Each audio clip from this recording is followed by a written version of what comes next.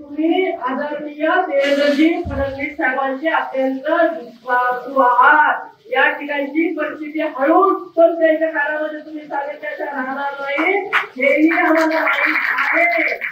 त्यामुळे इतकी खरी परिस्थिती आणि हे सरकार स्थापन करण्यासाठीचा आधार या ठिकाणाहून लागणार असल्यामुळे हे सगळं व्यवस्थितरित्या तुम्हीच आता आमचे मोठे भाऊ म्हणून वरिष्ठांच्या कानावर टाकाल अशी अपेक्षा आहे।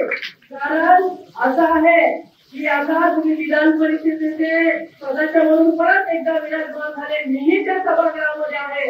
पण कसं असते ना, मी किंदर साहेबांच्या कानामध्ये सांगू शकते, पण त्या आमच्या भाऊसाहेबांच्या काळामध्ये तुम्हाला सांगावं लागणार आहे की भाऊ ही परिस्थिती आहे आणि आम्ही असं केलं पाहिजे, त्यामुळे आमचा आमदार या ठिकाणी निवडून येऊ शकतो। आणि ती जी काही जनतेची इच्छा आहे, भावना आहे, जी काही मागणी आहे आणि त्याचबरोबर या ठिकाणी जे काही सर्वे आहे, पण एक कृपा करून तुम्हाला सांगते, त्या सर्वेमुळे भावना कविता बळी गेला, आता काही बळी गेल्या कोणाचा काही जाऊ देऊ नका।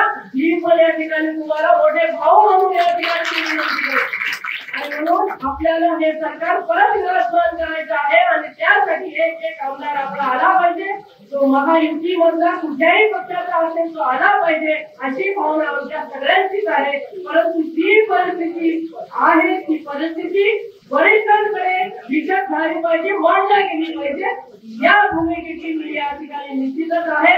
आणि मला या गोष्टीची सुद्धा कल्पना आहे की आज रोजी आपली तिन्ही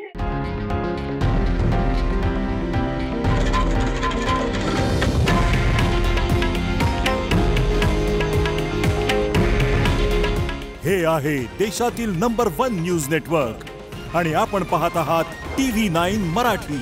काळजी तुमची, हित महाराष्ट्राचं।